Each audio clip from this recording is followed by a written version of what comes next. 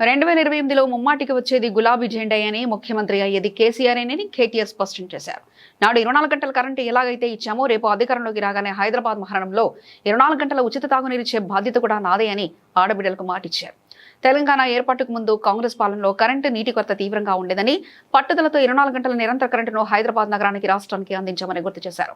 తిరిగి అధికారంలోకి వచ్చిన వెంటనే దగ్గరుండి మరీ హైదరాబాద్ నగరానికి 24 గంటల త్రాగునీటిని అందించేందుకు తానే బాధ్యత తీసుకుంటానని ప్రకటించారు. ప్రతి వర్గాన్ని మోసం చేసింది కాంగ్రెస్ అని ఆగ్రహం వ్యక్తం చేశారు. కాంగ్రెస్ వచ్చాక హైదరాబాద్ నగరానికి రూపాయి కూడా అదనంగా ఖర్చు చేయలేదని విమర్శించారు. బీఆర్ఎస్ హయాంలో నిర్మించిన అనేక ఫ్లైఓవర్ల నుంచి మొదలుకొని టీమ్స్ దవాఖానాల వరకు రిబ్బన్ కట్ చేసి ప్రతిదీ దామే కట్టినట్లు రేవంత్ రెడ్డి బిల్డప్ ఇస్తున్నాడని ఎద్దేవా చేశారు. నేను ఇవాళ మీ అందరికీ కూకట్పల్లిలో వాగ్దానం చేస్తా ఉన్నా, మళ్ళీ తిరిగి వచ్చేది 2028లో ముమ్మాటికి గులాబీ జెండానే వస్తుంది.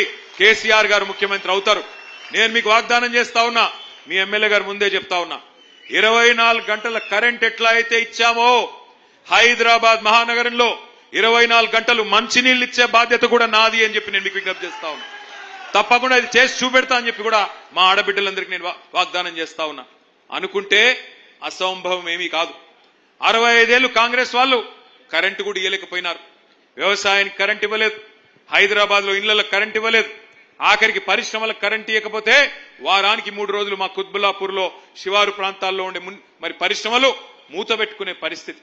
అందుకే నేను మీకు చెప్తా ఉన్నా, 24 గంటల కరెంట్ ఇచ్చింది కేసీఆరే. రేపు మళ్ళీ 24 గంటల నీళ్లు హైదరాబాద్ మహానగరంలో ఇవ్వబోయేది తిరిగి మళ్ళీ కేసీఆర్ అనే మాటను మీకు విజ్ఞప్తి చేస్తా ఉన్నా. తప్పకుండా ఇచ్చి మీ మనసు గెలుచుకుంటామని చెప్పి కూడా విజ్ఞప్తి చేస్తా ఉన్నా.